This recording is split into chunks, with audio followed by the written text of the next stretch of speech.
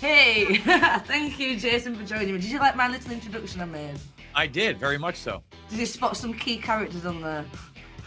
I was just bobbing my head along. I saw that you were multiplied right there in the front, very like pop 90s. I enjoyed it a lot, actually. Brilliant. I like to bring back a bit of nostalgia. So, talking of nostalgia, it was a nice little segue into there. I'm really, really pleased you said yes to joining me on Charlotte's Web. It was one of the first things I watched which cemented the fact that we were going through a pandemic hoax, a false flag of sorts, was your Event 201 Watchalong. For people at home, people in the UK, Jason uploaded the first watch along videos of Event 201. We'll explain what Event 201 is in a minute. It was 2 days before Boris Johnson announced the first UK lockdown. And I've got a clip here. It's now come for us all to do more. From this evening, I must give the British people a very simple instruction. You must stay at home. Because the critical thing we must do to stop the disease spreading between households. That is why people will only be allowed to leave their home for the following very limited purposes. Shopping for basic necessities as infrequently as possible. One form of exercise a day, for example, a run, walk or cycle, alone or with members of your household. Any medical need to provide care or to help a vulnerable person, and travelling to and from work, but only where this is absolutely necessary and cannot be done from home. That's all. These are the only reasons you should leave your home. You should not be meeting friends. If your friends ask you to meet, you should. So, Jason, what's your first thoughts on that, looking back all them years ago? Just gets me really angry and upset. I mean, especially for as much that has come out in the mainstream, although obviously, if you were watching me, I was questioning it from the beginning. Really, the only thing that probably scared me more was the willingness of this predator class to kill people, like outright, right? You really didn't know. This was a first timer. And the first time everything was globally integrated with this new technology, whether it be our phones, our GPS, the surveillance systems. I remember looking at it globally. And for instance, one of the things I was highlighting after the fact, after all these lockdown measures were put into place, was they were telling us to stay 6 feet apart. But in Singapore, where they had already instituted the dogs, the little robo dogs there, it was only 3 feet apart. And if you were 3 feet apart or less, then the dogs would yell at you. So basically, it was how much you were willing to bend the knee in this dystopia that was being created at the time. It really angered me because even after the fact, the hospitalizations, I was from New York State, one of the most tyrannical of the states within. Free fries when you get vaccinated? I got vaccinated. You're saying I could get this? These delicious fries? Wait a minute. But there's also a burger element to this? Let me check with Bill Neathart. Is it too early in the day to eat a burger? No. This can be breakfast? Okay. I want you to look at this and think about, again, some people love hamburgers, some don't. Really want to respect all ways of life. But if this is appealing to you, just think of this when you think of vaccination. Vaccination. I'm getting a very good feeling about vaccination right this moment.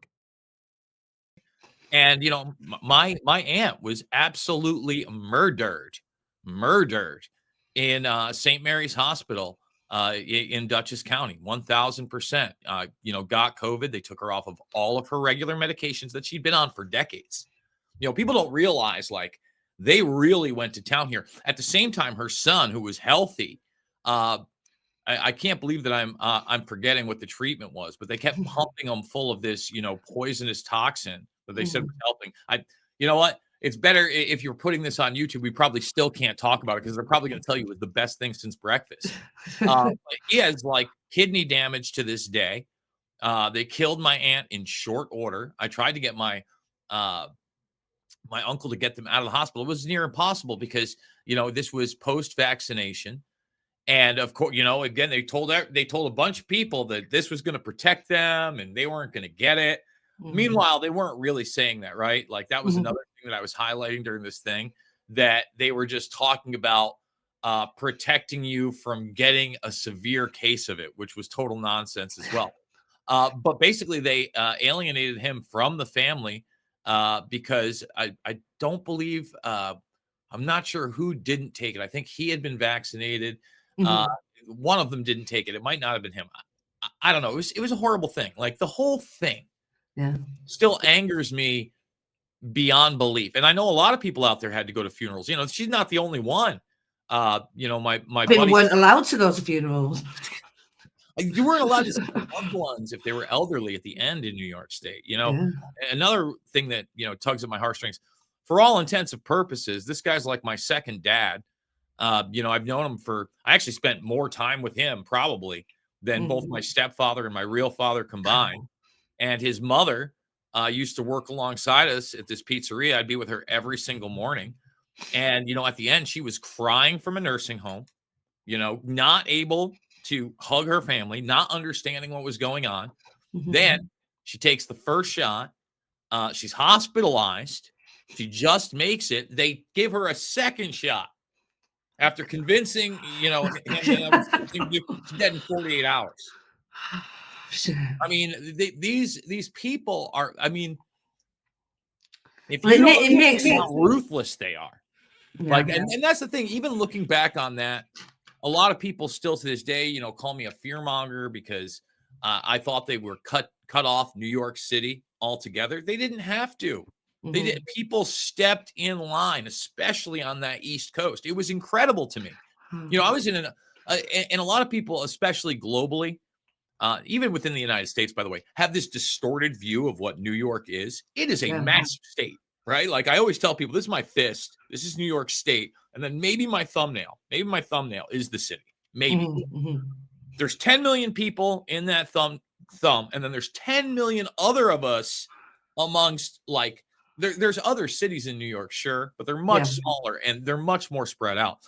When in my little upstate New York college town next to Cooperstown, New York, go to the Baseball Hall of Fame. You'll start seeing what I'm talking about on this rural area kind of thing. I graduated with 54 kids, folks. Signs on the street telling me I had to mask up every 100 yards on a main street and outside. Metal signs. I'm like, this is it. I got to get the hell out of here. Then they shut down the DMV. They make it easy for me. I didn't have a car at the time. So I had to buy a car. I had to wait for the DMV to reopen, everybody. And then, even then, it wasn't like the DMV when you walk in and the DMV is notoriously horrible in the States and certain places, others, but you can get it done in a few hours, sometimes even less than that, right? Nope. Everything's going in a pristine bag. We're going to mail it off. And if you'll be lucky, you'll get it back. Luckily, I knew one of the workers there. And I said, you need to look at my paperwork because I'm not sitting here and I'm not going to get plates. And of course, my paperwork was wrong. Wrong. I totally had to fill something else up. So this is like the dystopia. And then as I traveled across the country, it's still very scary. This is a place of over, 300 to 400 million people. It's extremely varied. But it also gave me hope because not everybody was scared to death. It was hyper scary and fear mongering over in New York, just like it was in California.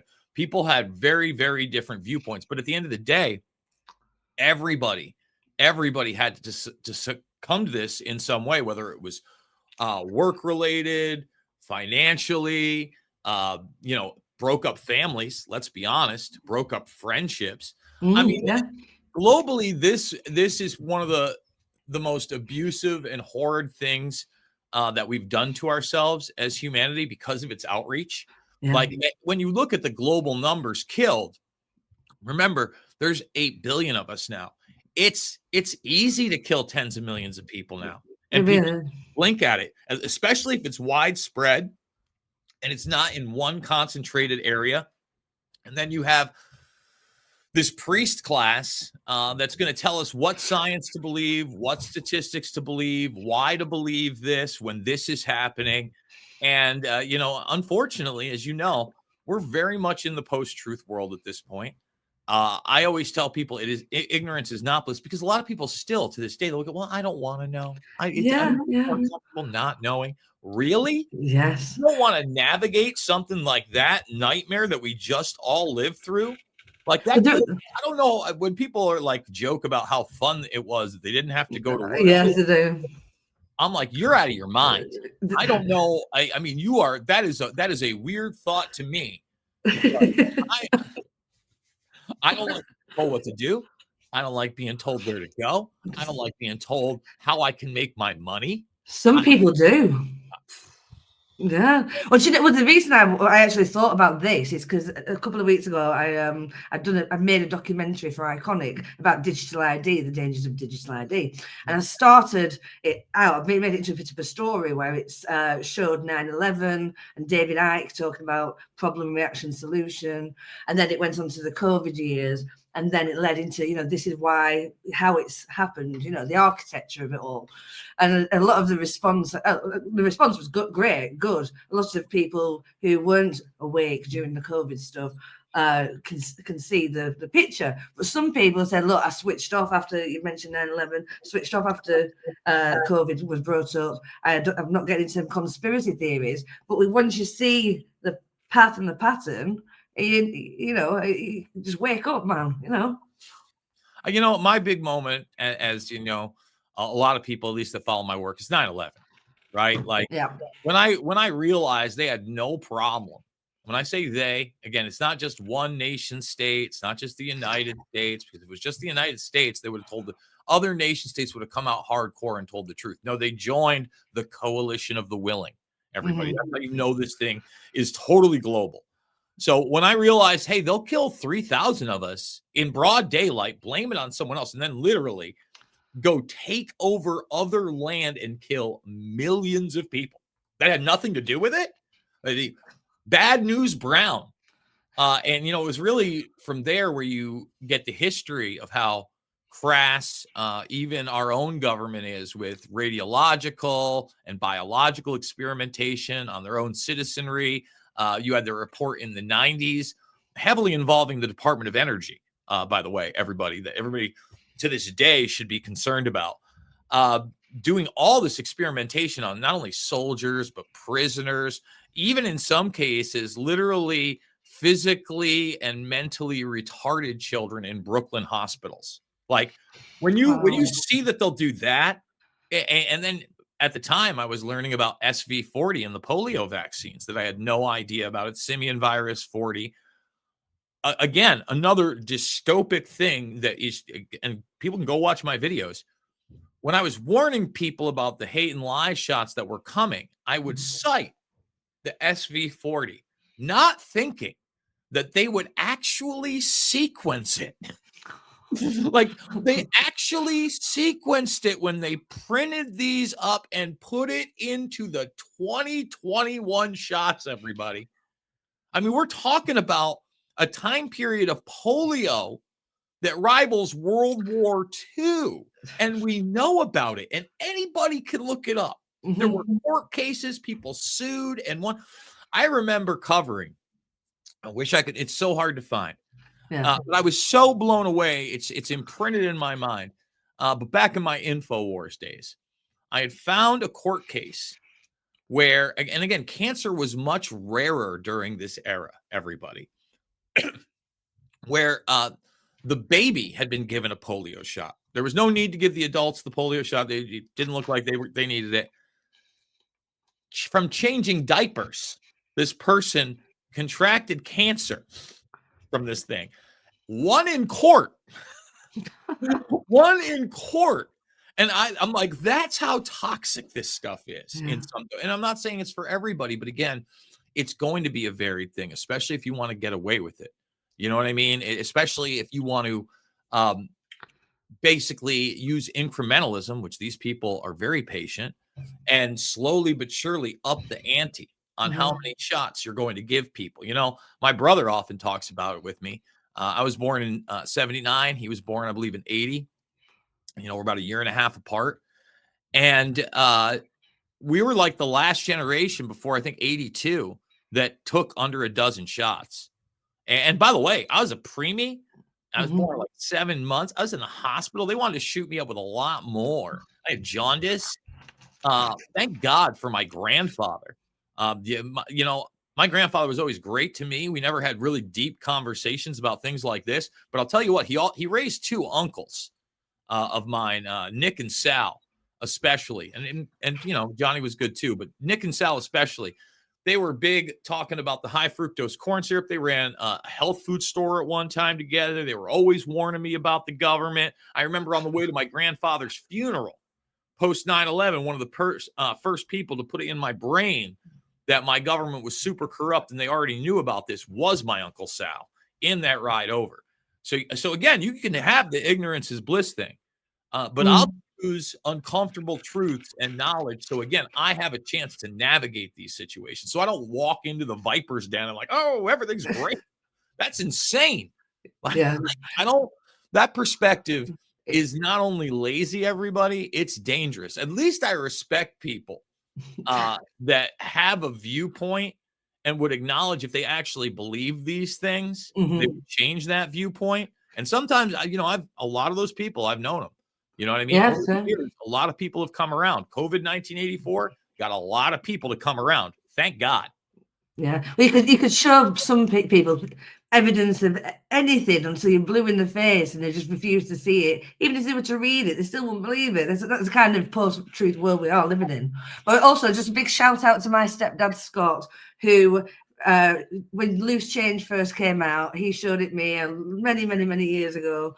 And he introduced you to me way back then. So the 9/11 Truth Movement is something to be applauded. That the reason that it's so necessary is that there are so many unanswered questions. Those questions are unanswered because this administration won't answer them. I mean, it's that simple, okay? A country that hides something is a country that is afraid of getting caught. We found the identities of 4 of the 9/11 hijackers prior to 9/11. Where is it? Where's the beef? Where's the substance? Throw them all out, John. These are all the trucks. Spread them out. As hard as this is to believe that 2 of the alleged terrorists involved in what happened on Tuesday may have attended schools run by the U.S. military. How is it that on 4 separate occasions, on one day, that $1 trillion military and intelligence infrastructure could fail? Nobody in our government, at least, and I don't think the prior government that could envision flying airplanes into buildings on such a massive scale. But that turns out not to be true. Right, so this is going to be a slight little twist now. We're going to do a watch-along of the event 201. I've got a few different clips. And maybe just before we do that, can you explain to people what event 201 is and what you think it is? Yeah, so it's very bizarre, right? One of the things that you tend to see around these large-scale events is the wargaming of them prior or sometimes as it's happening, right? 9/11 is a great example of that you have these war games running prior to 9/11, like Amalgam Virgo, for instance, with bin Laden on the cover, where they're going to hijack an airplane and slam it into the Capitol building, and anybody can read that. It's amongst other parts of the war games, but involves the National Reconnaissance Office, different units of military intelligence, etc. Then on the morning of 9/11, you got a bunch of hijacking drills, etc. It uses cover. During the 7/7 bombings, Peter Powers, I forget what company he was working for, but they were running a drill of trains blowing up at the same exact time, etc. So these people tend to war game scenarios, okay, and either do it prior or during or both. Now, there were a couple of things that I just couldn't believe as COVID was going on, and they were probably around in the internet ether for a week or two before I even covered them because I just couldn't wrap my head around it. One of them actually was this Event 201 exercise, and the other idea that now has gained amazing notoriety was the idea of a great reset and all these people talking about it. And I was like, there's no way that this is now. And sure enough, all of it was real. The Event 201 exercise in particular is interesting to me is because, number one, it takes place in October of 2019 prior. It contains many of the quote unquote private and then global political players, the World Health Organization, the United Nations in particular, that partnership for a global narrative of what they're going to do during these different phases of this. And during it, they interject commercials that are fake and news reports that are fake.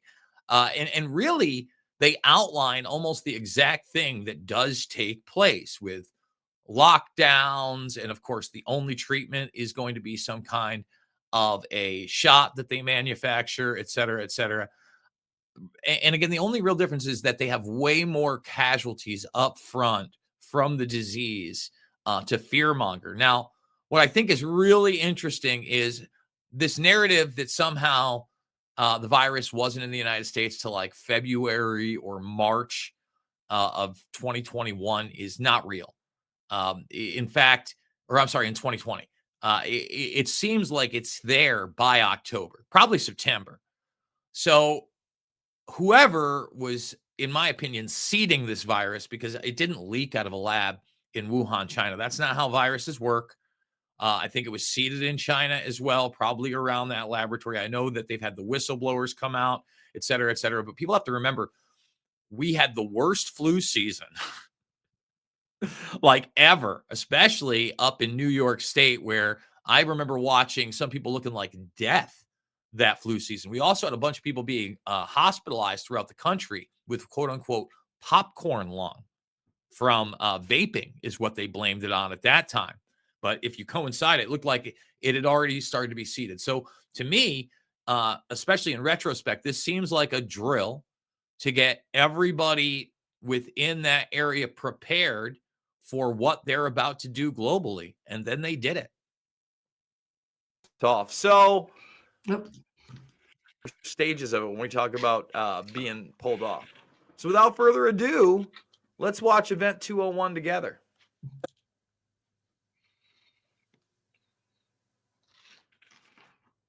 Hello, everyone. I'm Anita Cicero, Deputy Director of the Johns Hopkins Center for Health Security.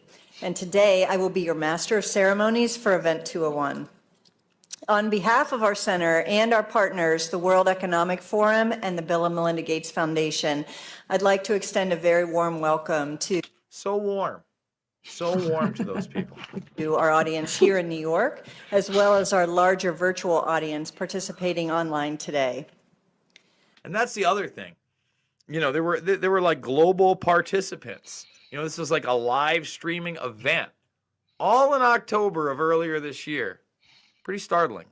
The goal of the Event 201 exercise is to illustrate the potential consequences of a pandemic and the kinds of societal and economic challenges it would pose.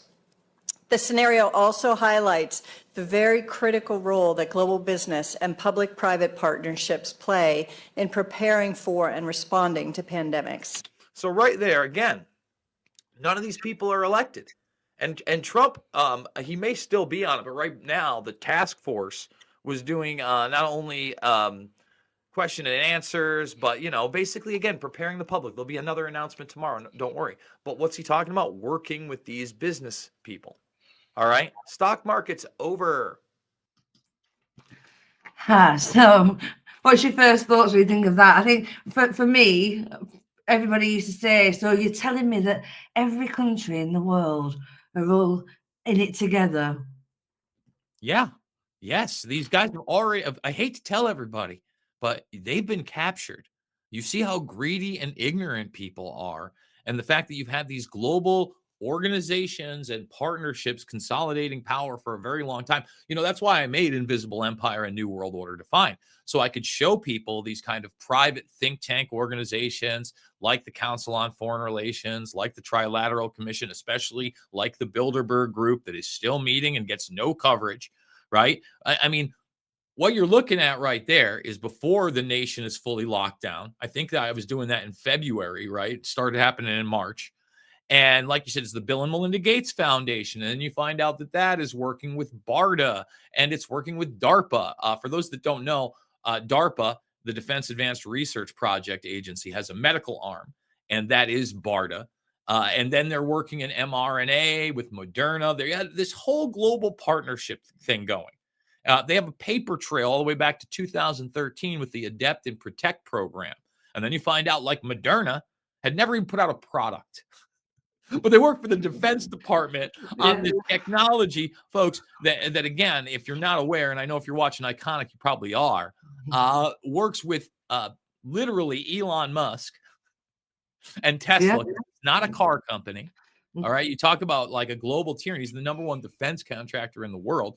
And they print this shot up, the vast majority of it, with the government. So this is all government run. It's not, these aren't private companies. The private companies meet and make money and manufacture, and then manufacture you a narrative. And essentially, they're pretty open about it, because when you watch this thing, they're smiling. They're so happy. I mean, it's a party. Yeah. They always have to tell you, don't they? That's why this is available for everybody to watch. Can I actually just a quick sideline on that? So we're talking about, institutions, United Nations, you name it. United Nations pops up all the time for all these different things. The digital ID, for example, with the Sustainable Development Goals for Agenda 2030. Do you think that a pandemic had to happen, everything that happened to us, in order to get to the next stage? I think they've wanted to do this for a very long time. By the way, the United Nations as an organization, everybody calls it a paper tiger. But the truth of the matter is that it's out there as a vehicle to sell a narrative. All right. It doesn't have its own military, but NATO exists, right? It's out there for an agenda to people sign on to these things. And, again, my brother and I, we have these long conversations about it. One of the reasons I was hip to the fact that this was all going to be terrible is the fact that I was covering the bird and pig flu stuff back in 2008 and 2009. And I was showing at this time the similarities between the two, because they were extremely stark, right?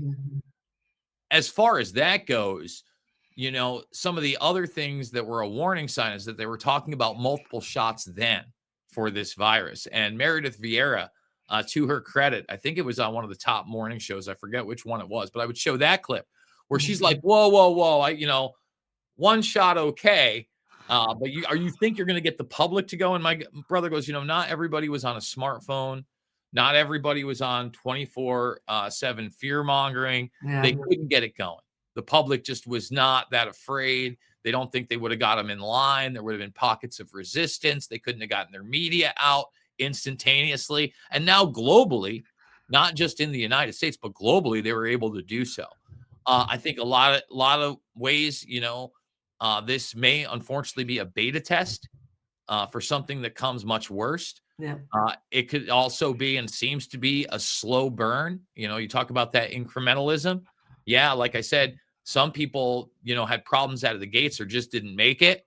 Let's see what happens in another 5 years. We're already almost 5 years on, and it's not like our mortality rate isn't going up incrementally.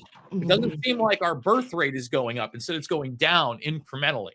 And because of the stated goals of so many of these eugenicists, predator class members, even royalty to this day, they love a neo-feudalistic, consolidated global order, right? That whole, there's a reason my film Invisible Empire is called the New World Order Defined. Are they ever going to have an entity that's called the New World Order and totally global and total control? I don't believe that. But you will have a consolidation of power between these things, run by local bureaucracies with an EU model, by the way. And that's why we focus on the actual creation of the EU in a subsection of Invisible Empire. And we're watching it. I hate to tell everybody, newsflash, we're in the New World Order now. We're there. There are warring factions, right? But and I often talk about this, right? I don't like what's going on, obviously, with Ukraine and Russia. It needs to stop. But at a certain level, we still work together. The ISS is there. We've weaponized space. Okay, so we like if this was full out war, well, most people can't even imagine how all they're still thinking nuclear weapons. Yeah, that'd be horrific. That'd be bad. They got way more. They like what is in that's the big cover for me when we're talking about we're going to the moon and we're going to Mars and all this other bull. No, we're not weaponizing. We have weaponized space. When I say we, I mean the human race. It's not just the United States, not just Russia. I was actually talking to somebody about it today. You know, Israel and China absolutely have weapons in space as well. They may not be the only ones, but at the same time, those weapons are absolutely highly regulated by global intel agencies, including Russia and beyond, right? So there are certain alliances and allegiances. There are private networks putting that stuff up. That's where you get like this new rebranding of NASA with SpaceX and Jeff Bezos' Blue Origin, right? Like they're not working without the Defense Department, folks. You just don't get to launch rockets, okay? It blows my mind. But something to look forward to, Jason. Yeah, they're totally letting people privately create rockets to go into space. Like, get with it, people. Like, get a brain. So that's really what we're up against. And really the scariest part is, I think, the transhumanist aspect of this technology. No matter what you think these shots were, openly, they were a quote-unquote gene therapy and a step further into changing the human species via transhumanism. And that was one of the very, very and still unnerving things about this that resonates with me from that period. Guys, I feel like my last few videos have been very measured, and they should be very measured because I need people to take this very seriously. All right? Again, when you have an elitist predator class laying something like this out for you and telling you who's going to make the decisions, that should be known to the general public. They should know right now, you know, what is rolling out is already been decided. They're treating you like children with a slow bleed out of the economy. It's that slow rollout. 1929 meets 1984 meets 9/11. Which means that the pandemic risk to lives and livelihoods is at a level that governments and the world's biggest businesses can no longer afford to ignore. Fascism. And we are counting on this conversation today to inform our work together to improve our collective preparedness and to protect lives and livelihoods from pandemics. Sure you are. And to provide further context, I'm very pleased to introduce a short video now from Dr. Mike Ryan, the Executive Director at WHO and the head of WHO's emergency program. Now this guy's going to be pretty familiar to you because before the pandemic was in the United States, he was one of the people that you were seeing on the television a lot. And by the way, this guy is somebody that said the death rate might be as high as 10%. All right? That will turn to a video.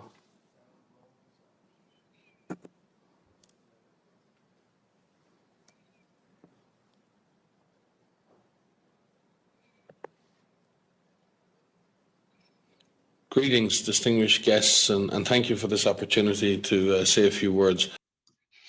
I've not put the full video of what he said out there because it appears in a couple more. Let me play with these. A couple more clips in a bit later on. I thought it was quite interesting how he said that it was quite recognisable to people in the US. We've got that situation over here with a lot of trusted faces who rolled out the medical misinformation. So, yeah, what's your thoughts on that guy? I'm not a big fan to this day. Obviously, he was a progenitor of much of the fear mongering. And then later on, as I would cover, he would sit up there, you know, with a straight face with other representatives of the World Health Organization and literally tell the world that the flu had disappeared first from the northern hemisphere. Yep. Okay, the northern hemisphere was the first one that they confirmed it, but then also the southern hemisphere, the entire planet. The flu had virtually disappeared. And then you would put the numbers up and say, come on, Jason, that's not real. Oh no, it was real. So what really happened there, right? I know there are some people that think there was no virus. I don't believe that. I was going to ask you that, yeah. Yeah. I believe, again, like I was telling you, we had this awful flu season. So I think what had happened is this thing was actually, it wasn't leaked.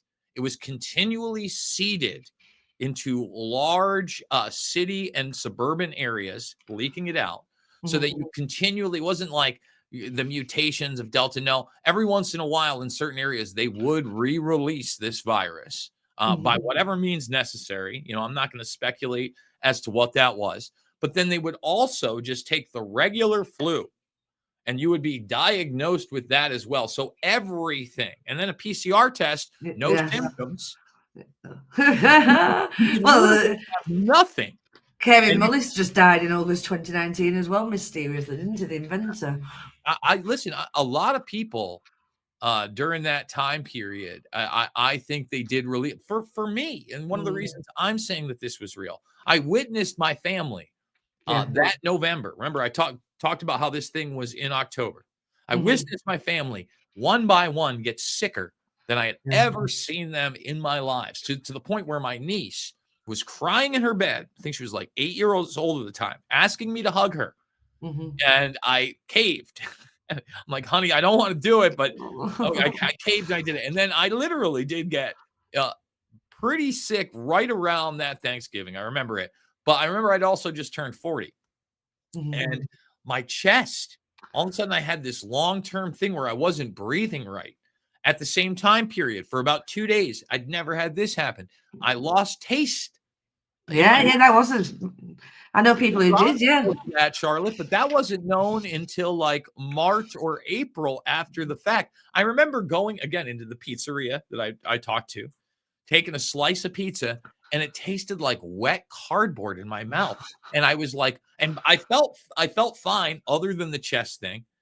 For those that don't know, I like smoking blunts. And at the time, I actually had to change what I was smoking because I couldn't smoke it anymore. It's the weirdest feeling. I'm like, man, is this what getting older is like?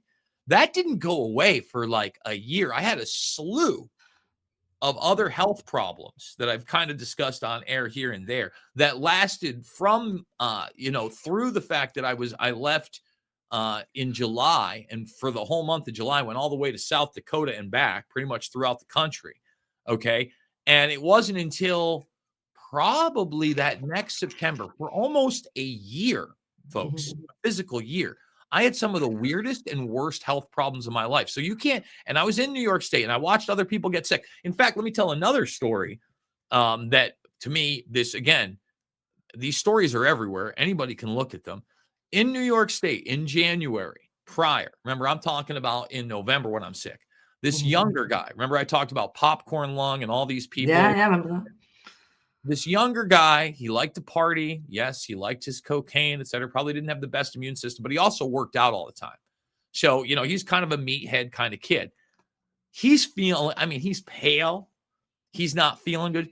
He goes in to the hospital and they tell him he has walking pneumonia. Okay. But then they release him. Okay. He then goes into a coma, gets taken back into the hospital, is in a coma for 2 weeks on a ventilator, the whole thing, probably only because he was young and working out, whatever, he survived. He talked about how he thought he was patient zero. Well, not patient zero, but you bet that is exactly what happened to you, kid. And you're lucky that you survived. All of a sudden had all these lung issues that they just didn't know what it was.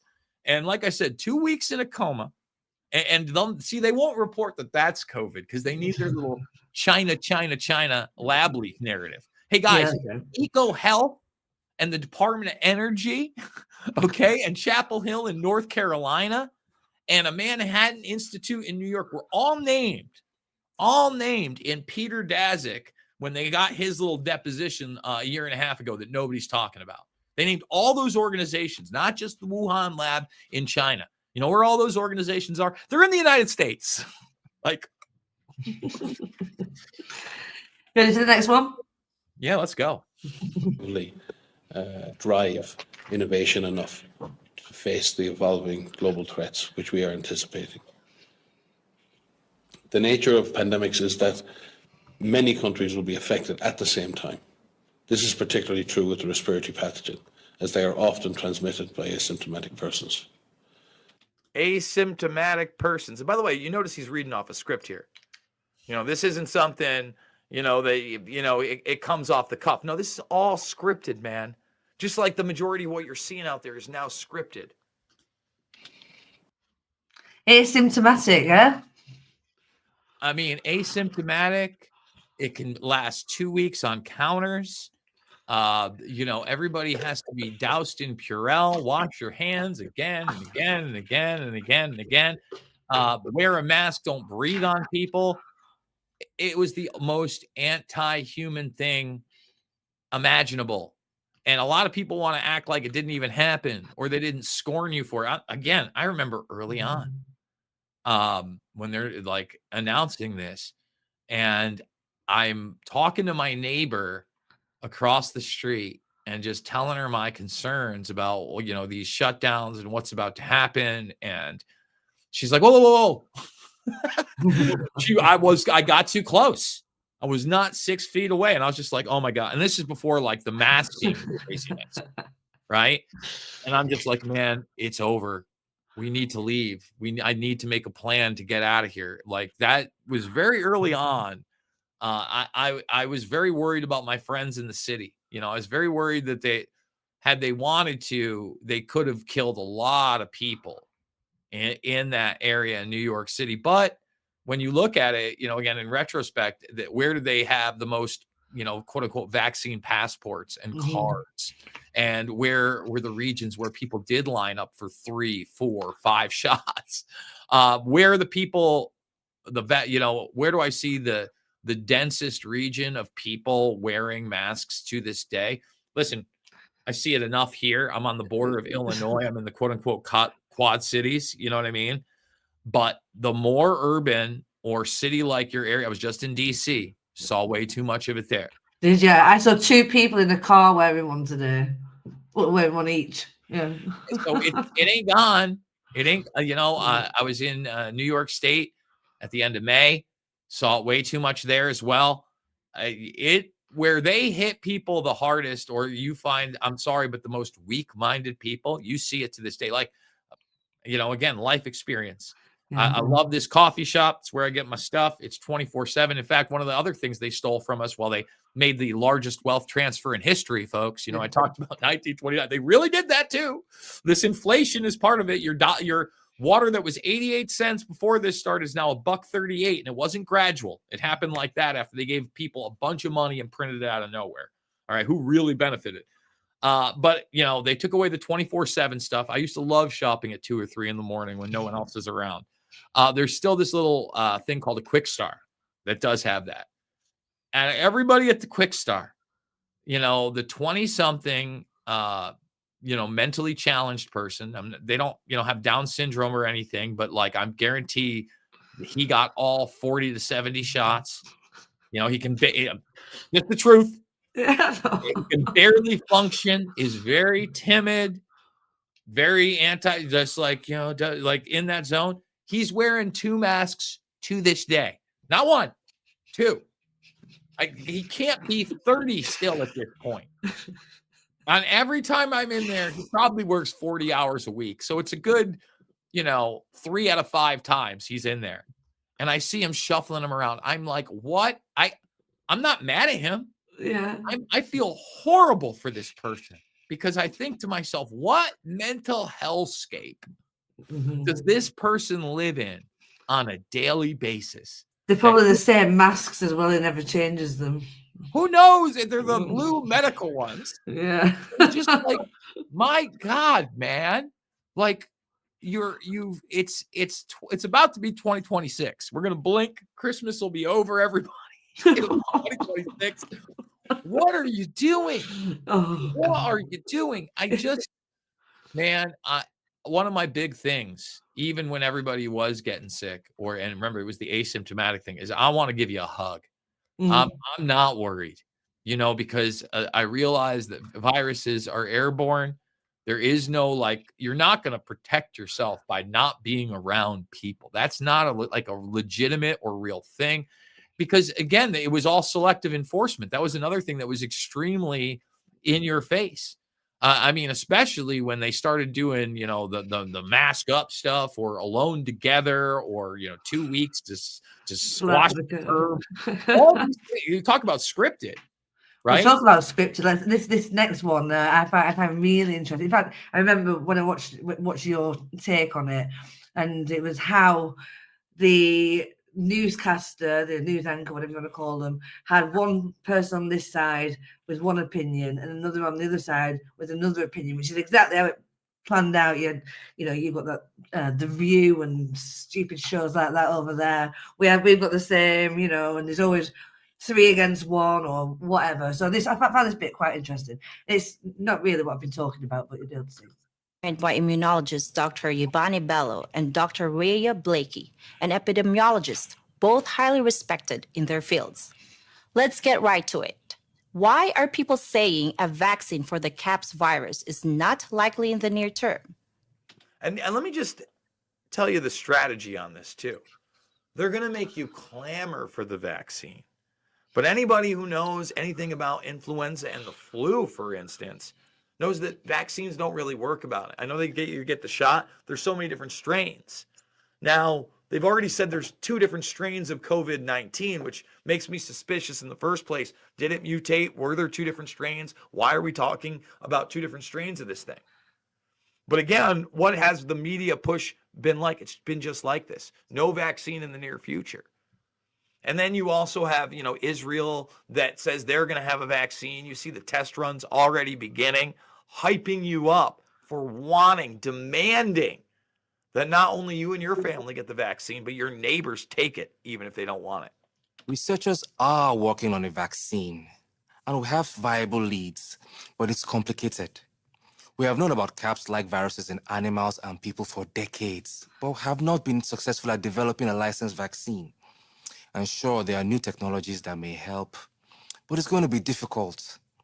I am not optimistic about having a vaccine in time to be relevant during this pandemic. Even if we discover a good vaccine candidate, we're starting from scratch, and it takes time to test safety and efficacy, typically years. So even if testing moves quickly, global manufacturing will still need to be established. Again, multiple hurdles. We simply cannot rely on these old timelines and processes. This is a crisis. We have to move beyond these issues. What are they telling you? We have to move beyond these issues. This means quick testing, if any, experimental vaccines. We're not going to be held liable from what happens, and we may force it upon you. I mean, preparing you right now for medical martial law. It may be complicated, difficult, but if we dedicate all available resources, this can happen. Also, keep in mind, we need effective treatments sooner rather than later. Extranavir is an antiviral drug. Scientists have told me this could be effective. We need to start treating people immediately. While I agree, Extranavir does... You're a very clever man, aren't you, Jason? I'm not even that. I mean, they're telling you it wasn't new. Like I said, when we talked about this kind of beta test with the swine flu and all that other stuff that had happened, I already knew that they were going to lie. And then when you watch this, you know what I mean? All those arguments are made, right? And they're arguments that end up, they're repeating them today in Congress. Yeah. But then the counterpoint is kind of the Trump Operation Warp Speed point, or the Bill Gates point. He was out there telling you all these things. He was talking about the different generations of mRNA shots. He was talking about, how it was going to be essential that it couldn't be just one. I know a lot of people were holding on to that whole, we're going to one, and they're going to let us take off the mask. The only thing that stopped this was literally people saying, stand up, standing up and saying no more. This is utterly and completely ridiculous. It was the pushback. That's it. It was the truckers in Canada. It was the people in the United States that said enough is enough. And the problem is, on many levels, they were able to and still have no one's gone to jail. Like no one's gone to jail. Forget about like actual trial. No one's gone to jail. A lot of these people are more rich, by today's standards than they ever were. I mean, you talk about the Modernas of the world, you talk about the Borlas of the world, you even talk about Pfizer, etc. Look, I like RFK Jr., right? I think he's probably like the shining star of the administration so far on at least changing the narrative and working towards better. But do I expect criminal trials? F no. I mean, I don't know if you've seen the video yet of Trump up there. I forget which executive it is. It's when he's talking about Ozempic, right? I think it's right. the Nova executive, right? And he's debating whether Ozempic's good or bad or blah, blah, blah. And then the Nova guy literally passes out, right? He passes out on camera. But the best part about it, and not the best, but the way that people really need to think about, especially the people that think that everything is a stage and everything is fake. I'm not one of those people. Don't get me wrong. There's plenty of bull snap out there and plenty of things fake. But Kennedy jets. Like he doesn't know what's happening. Like he doesn't know whether someone's just been assassinated or whatever. He realizes his life is at risk, folks. He bolts. So we do, and look, the era of assassination is back. I mean, I don't think that's so true. Was staged. I think they really just missed his ass, and that we live in a different world if that goes. Charlie Kirk, they got him. I mean, anybody that is telling you, for instance, like Epstein is still alive. Nope. I saw those autopsy photos. I followed that enough. No. And I followed the first suicide attempt enough. He literally went to people and said he had been attacked. He tried to get a report filed by we now know this, by the local guards that also agreed that he got attacked. Like all this is now coming out in the mainstream media. So they'll kill you. Like even if you've played ball, if you've been great to them, if they thought they could use you, no, they'll kill you. So we're in a totally different spot now. You know what I mean? Like and that's part of the post-truth world. I think that confusion. I think we have to question everything for sure. Yeah. And I will certainly look at everything, but it also makes you wonder how much, even if the executive does want to do truly good things, like I don't think Tulsi Gabbard is a good or a bad person either. Yeah. What can they do at the end of the day? Yeah. And even Donnie T, right? I don't think he's necessarily the worst nor the best. I think the moral compass has been extremely questionable. We got emails, for instance. Those I don't know if you've. So I've seen some of them. Yeah. Well, all right. So here again. Chalk another one up to I got it right. I talk about how Epstein often would curry favor with individuals by, pawning these girls off after the fact that he was in the harem to these powerful people, right? And it wasn't necessarily, again, he wasn't running an underage brothel.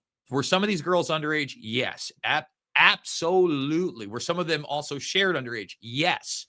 But one of the emails is him talking to Michael Wolff about how he dated this, black model. He said she was like 20 when they dated. I haven't done the math, but after the fact, he says he gave her to the Donald, right? Now, it just so happens that this girl, I think at the point where she was like either 22 or 24, I think 22.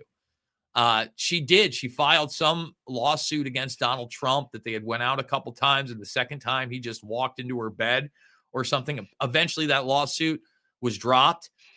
Okay. I mean, again, she's overage. From what I've seen in the lawsuit, it didn't seem like a sexual assault where he whipped it out or he made her do this or, he sexually assaulted her.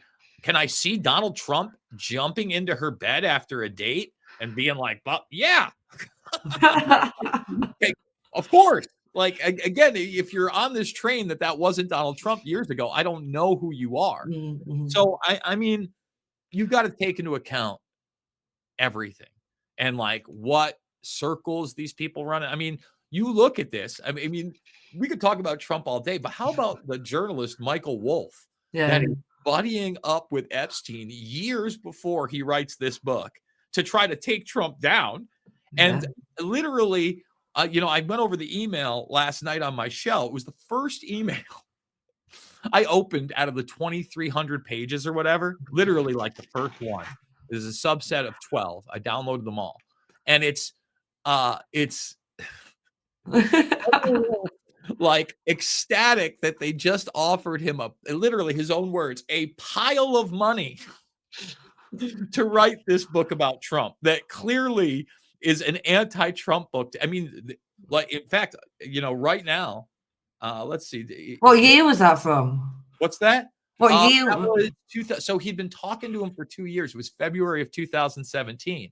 And then while he's talking to Epstein, one of the things that's said is and it's a headline right now. It's actually on my X.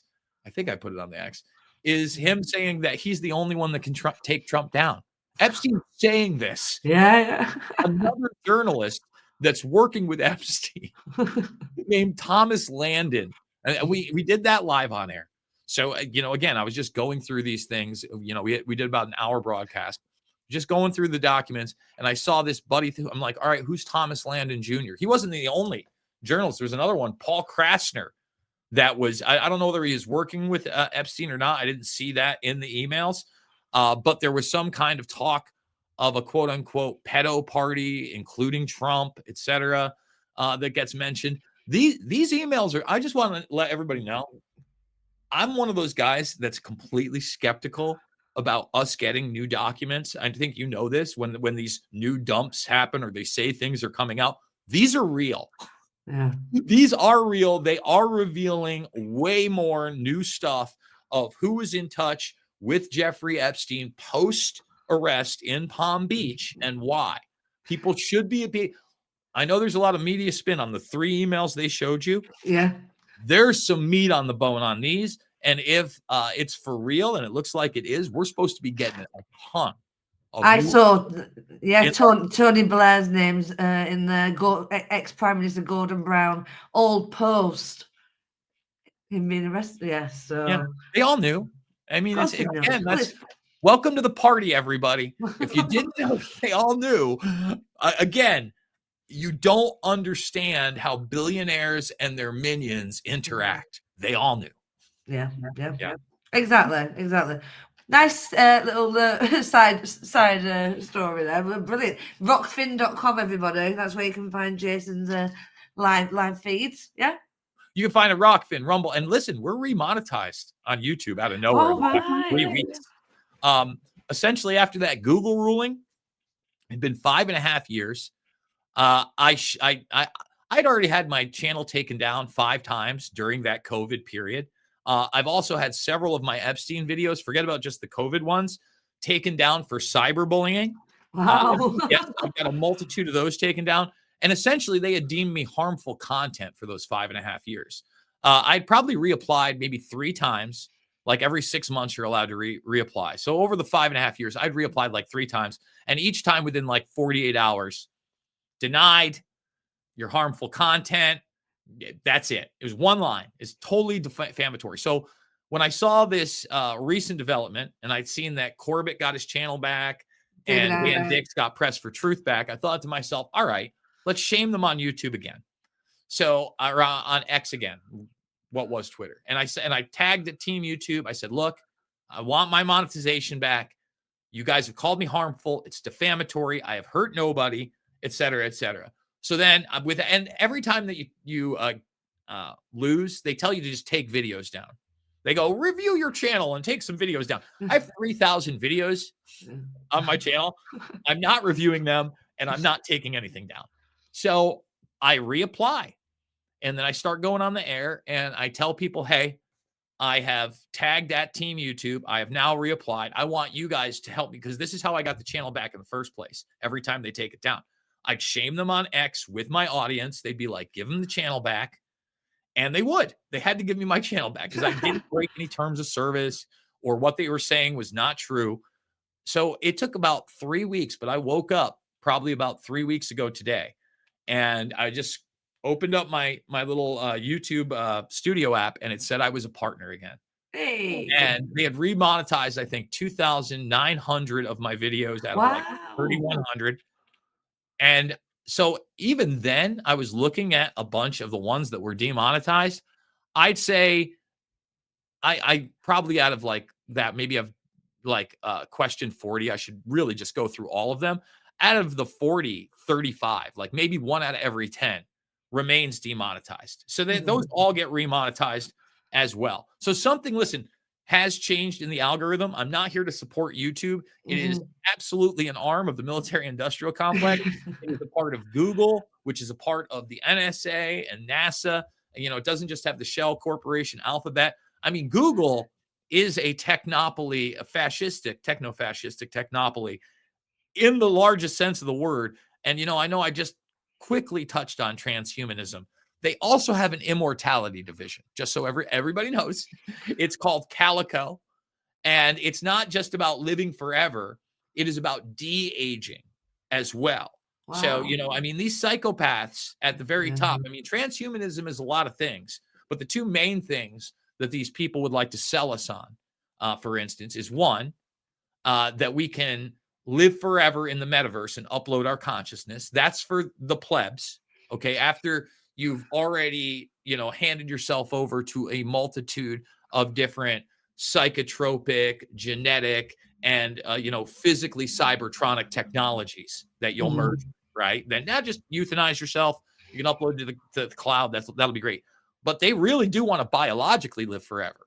You know, while they convince you to euthanize yourself, they're experimenting on us, and they have, you know, the outward stuff like Calico. Believe me, there's a lot more stuff underground where they believe that they will be able to achieve not only, you know, the quote unquote fountain of youth or the tree of life. Remember, this pursuit's been for a long time, but literally also enhance themselves to become literal gods. It's a lovely thing. Is that well? Epstein was quite heavily involved in that as well, wasn't it?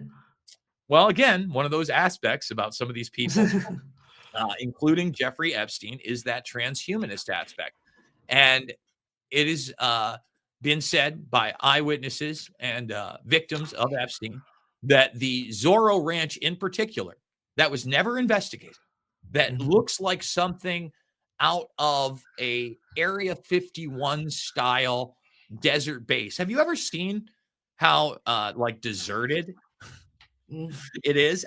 We're talking miles and miles. It's on a huge hill. There's clearly stuff underground as people come out in security in that area. Had a helipad. The ranch itself also had a sub-ranch section for the Clintons that they stayed at, both Hillary and Bill. And what you're talking about are the stories about Epstein wanting to seed the human race with his genetics. And he had what was known as a baby-making farm there. Yeah. Take of that what you will. But supposedly at that ranch, which was massive, and as I stated, you know, he also had a dental office in his place in Florida that anybody can see. They actually did raid that place. But essentially that 20 plus women at a time could be impregnated. And I know that this sounds like crazy, but at the same time, it's not unprecedented even in these circles. Like Oprah Winfrey had this guy named John of God. Yeah, on her show. Baby making farms, organs, like as horrific as it gets. So once again, you know, these people, they don't think like normal people. They are sociopathic, psychopathic predators that do not think that there are consequences, real consequences like you and I would have for these type of actions. Actually, the consequences for those actions is that they get more power and elevated amongst these same people. Yeah, it's insane, and that also makes me think. You're telling me that about the Zorro Ranch. I've got the whole Andrew Mountbatten Windsor situation, which is a massive smokescreen in my opinion, because I mean the Virginia Giuffre stuff, all that. If that's going on at the Zorro Ranch, do all these people who are connected to him also know about that? You know, is that? I think it's certain people. For instance, he was very close with another person close to the Clintons at that time. Remember, he was currying favor with the Democrats, with the Clinton Foundation, creating the Clinton Initiative. But you had Bill Richardson, you know, another CFR guy, again, the governor at the time. He would probably be privy to some of it, but also probably being manipulated. Mhm. As far as the nation states, a lot of people have talked about Israel. That would certainly be one. Yeah. The United States, maybe also UK intelligence, right? You look at Richard Maxwell, Robert Robert Maxwell, Maxwell. the father of Ghislaine Maxwell. And here's a guy running a media empire, was military intelligence all the way back in World War II with the British. Yeah. Hands-on with Israel, also seems to work with the Soviets in some cases, He right? got a state funeral in Israel, didn't he? Yeah, he sure did. Yeah. And I think that the thing with Andrew, that they really don't want out there is the same type of relationship that he had with Ehud Barak, and that's the arms dealing. And no one is talking about that aspect. You see, he's not just an intelligence asset, he's an arms dealer. And, as I've stated in this country many times, we celebrate arms dealers here. It's funny to us. It's a good thing. So there's a couple Hollywood bigwigs that have been outed in mainstream news stories. There were never any investigations. Nobody's mad about it. Arnon Milken and Sidney Pollack. And Right. Sidney Pollack is actually the bad guy in Eyes Wide Shut. For those Mhm. that have seen that movie, he's the Red Hood and the doctor that gets caught with the prostitute. Yeah, Israeli spy and arms dealer. Bravo. Hey. Along with Arnon Milken, one of the biggest producers in Hollywood. Later today, I'm going to be talking about Harvey Weinstein because he may be getting out of jail. He's gotten a glow up from people like Candace Owens and others.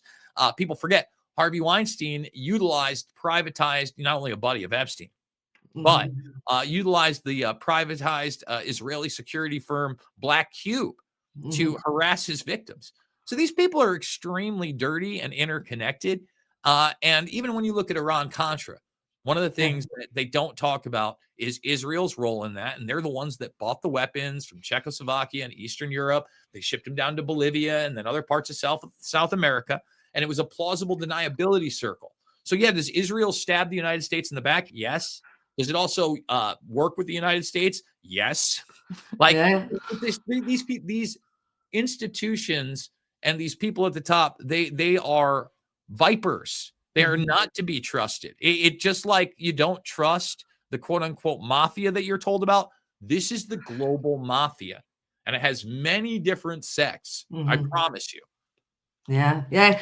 I mean, how do American taxpayers feel about all the money you send on an annual basis to Israel?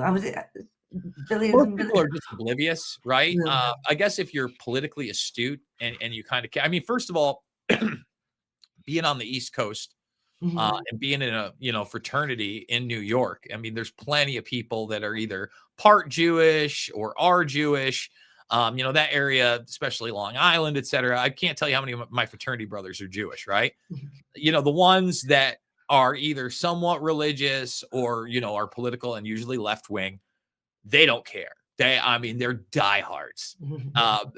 At the same time, those that are kind of on the right wing, they're split up, right? Because there's the Christian Zionism kind of ring and like Israel's our friend. And there's still a lot of, the 9/11 style propaganda about the terrorists, and they're on board there. But then there are some people that just, and look on the left too, because the left is split up. It's not just the right. There's still some anti-war people.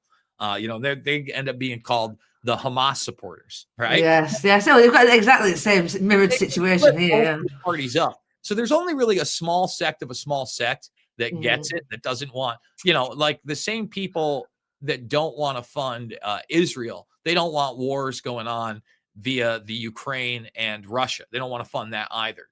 Most of those people that have kind of stepped up to the plate in that regard on us, supporting Israel, they're in the Massey and Rand Paul wing, and they don't want us to be a part of NATO either.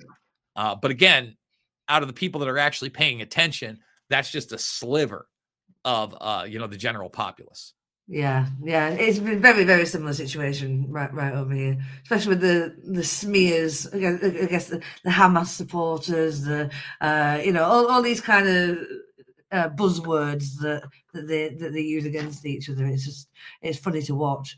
Should we finish with one more clip from the event 201 Watchalong? Sounds good. Let's do it. To establish a minimum capacity to detect and respond in each country around the world to develop global strategies for the containment and control of individual disease threats and develop global mechanisms to ensure cross-sectoral and multinational, multilateral coordination.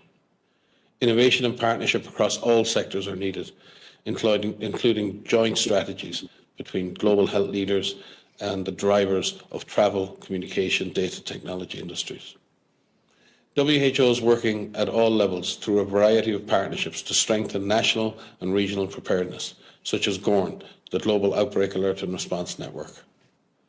Through the PIP framework, adopted by WHO member states in 2011, WHO has secured 400 million vaccine doses for influenza, 10 million antiviral treatments, and 250,000 diagnostic kits for the next pandemic. So let's talk about that for a second. Now, vaccines even being pushed at the press conference that just came up with the task force. I'm not interested in one of those. Now, the other thing is chloroquine. Now, they're saying that could be, 100% good, but at the same time, you look at the side effects, not the best. Maybe not something I want to try either. You see the papers on vitamin C, for instance. That's a possibility too. I don't think that we have the data from first world nations yet that's going to let us know what's really going on. And now the hysteria and the panic in New York is over the top because what? They see the military on the streets all of a sudden.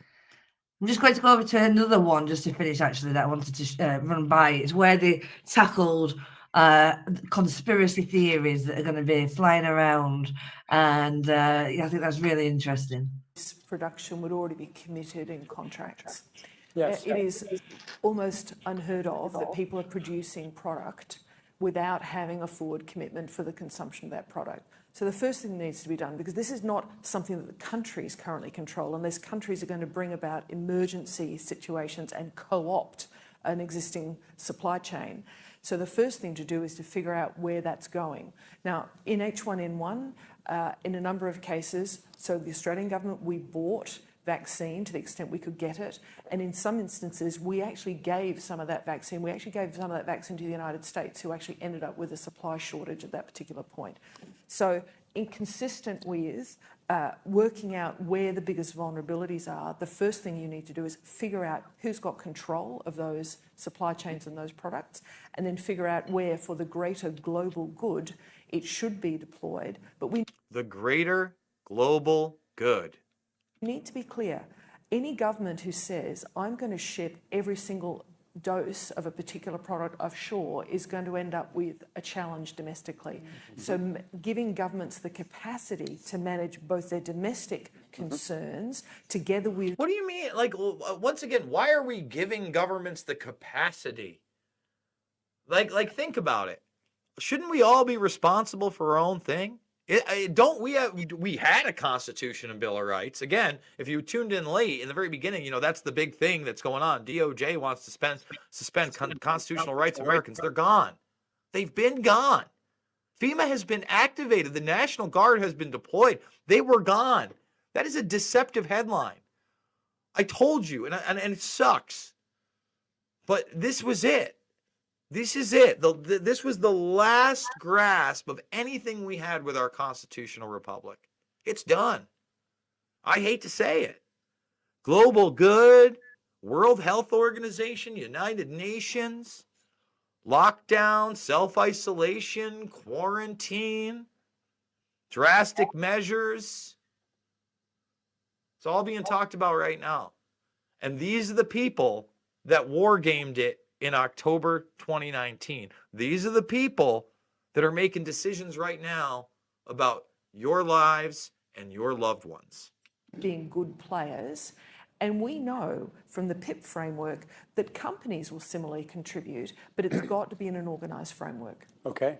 And that challenge, I think, is being proved out with the increasing rhetoric, both by candidates in the US, UK, and Germany, who are saying that globalism is responsible for this pandemic, and therefore there's a rising protectionist nature to take care of their own. And so I think it's an instance where the business, health, and scientific communities need to combat that rising rhetoric. And can't be somebody that criticizes globalism. We got to combat that rhetoric. What?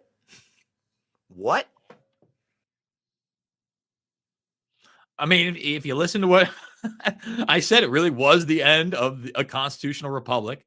We're still, it's not like we've recovered. Maybe things have gotten somewhat better, but a lot of these institutions, and not all the institutions are still around. Some of them actually been strengthened, right? The rhetoric may be a little bit better. I also think some of the policy is better. I don't know how far it's going to be able to go, but I think that truly we would have been way worse off with the Kamala Harris. I mean, you look what we had with Joe Biden, where you literally had a dementia patient, quote unquote, running the country. Pretty nightmarish. Even the narrative that was, out there, at least the counter mainstream narrative is somewhat more aligned with reality at this point. And I think every little bit helps. But I look at this and I look at the deals with big pharma, with this administration, with big government, with these we're not getting out of NATO. All right. And instead, we're just the world's gun store. Oh, we're not going to pay for it anymore. We're just going to manufacture the death weapons and they can buy them from us. Not the solution I was looking for, Donnie T.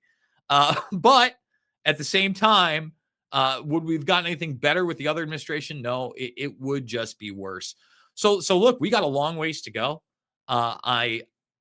I don't know that I'm hopeful about the next 3 years. I think we have to be on our toes, especially with these hot conflicts via Russia and Ukraine, Israel and Palestine. That ceasefire does not seem like it's holding up. I wasn't holding my breath there. And the chaos that's going to ensue here, where people are still kind of stuck in that left-right paradigm. There still is a bunch of Trump derangement syndrome on both sides. From the side that he can do no right and everything is the orange man's fault, to the side that says that he can do no wrong and he is the second coming of Jesus Christmas. So, Charlotte, there's a lot to be work to be done here in the United States and really all over the world. Oh, you're muted. Oh, I'll cut that out. Jason, it's been an absolute pleasure. I'm really, really grateful that you accepted my invitation. I really enjoyed your company. I'd love you to come back one day soon.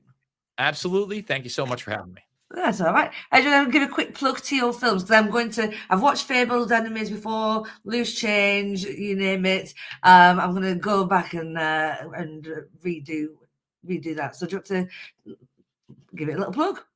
Yeah, go to my YouTube. It's actually, I think, youtube.com/theinfowarrior. I have a playlist of all the films for free. You want to learn about 9/11. You want to learn about the international intelligence operation that it was, Fabled Enemies. You want to look at the physical anomalies, Loose Change, Final Cut. You want to talk about these globalist organizations and the terminology, quote unquote, the New World Order itself, where it originates, where it is. Well, I can't say today because the film is 15 years old now, but just as relevant today. Invisible Empire, A New World Order Defined. And a lot of people are talking about geoengineering. Well, I have a film called Shade the Motion Picture that I did 13 years ago, where not only do I go over geoengineering, but also bioengineering. And I had a large segment warning you about Farmer Bill Gates, Mr. Vaccine Bill Gates, Mr. Eugenicist Bill Gates, all the way back then. Go give that a watch because I warned everybody what Gates would be involved in, and then Gates was involved in it. Thank you so much. I'll see you soon.